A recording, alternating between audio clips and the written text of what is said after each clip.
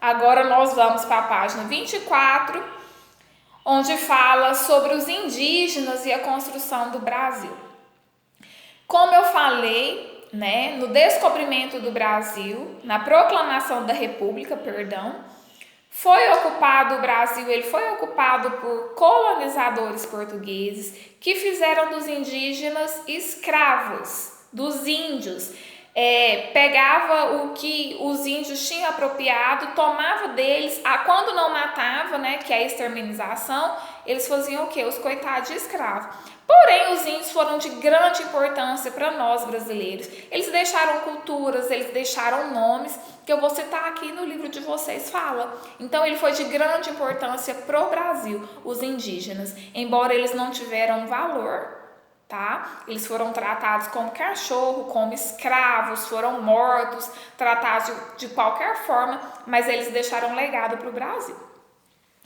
Os indígenas sofreram muito com a vinda dos europeus e no transcorrer dos séculos, com exceção de raras sociedades isoladas que ainda existem na Amazônia, ainda existem índios na Amazônia, né? Então eles não foram completamente exterminados, não. Tiveram de se adaptar ao modo de vida chamado de civilizado. Todavia, também contribuíram muito para a formação da cultura brasileira. Então, eles nos ensinou muito. Eles deixaram muito legado para nós.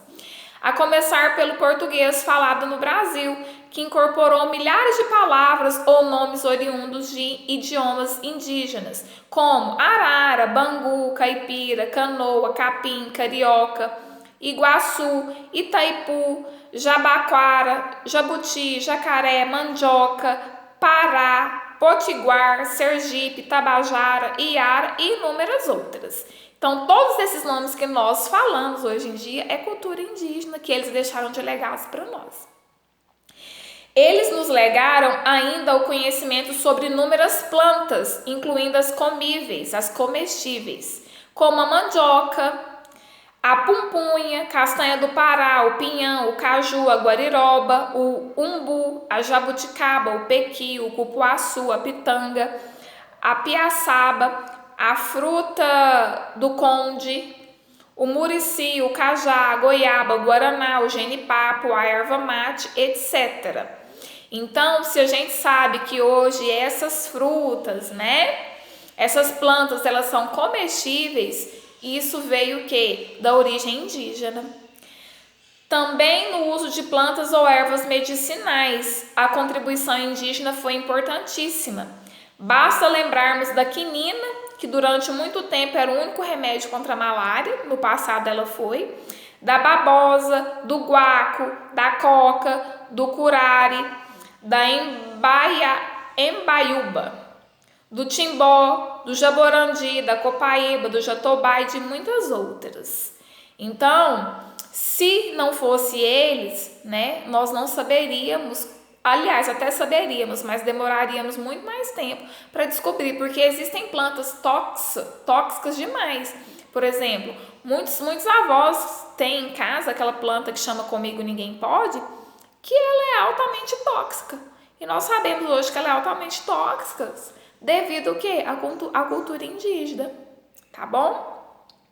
Vários hábitos hoje incorporados em nosso dia a dia e até mesmo em outras partes do mundo tiveram sua origem nas sociedades indígenas. A rede de descansar ou dormir, tomar banho uma vez ao dia, porque os europeus costumavam tomar banho uma vez por semana, então hoje a gente tem esse costume de tomar banho todos os dias, ela veio dos índios, tá?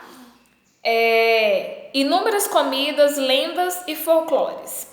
A contribuição indígena na formação territorial brasileira é pouco estudada, porque ninguém leva em consideração os índios, tá? Eles foram e são pouco mencionados, eles são assim esquecidos. Contudo, sem eles, o Brasil não teria hoje este imenso território. O Brasil hoje ele é um dos territórios mais extensos devido à cultura indígena, porque eles, né, que expandiram o território. Eles ajudaram os portugueses em várias guerras. Embora os portugueses escravizavam, matavam, judiavam e eles ainda ajudavam. Com a retomada de partes do nordeste do país ocupadas pelos holandeses no século XVIII, por exemplo. Então, os indígenas, eles tiveram uma grande importância na construção do Brasil e muitos legados que deixaram no país, tá? Eles não são valorizados até hoje, porém, eles foram de suma e de grande importância para construção do nosso Brasil.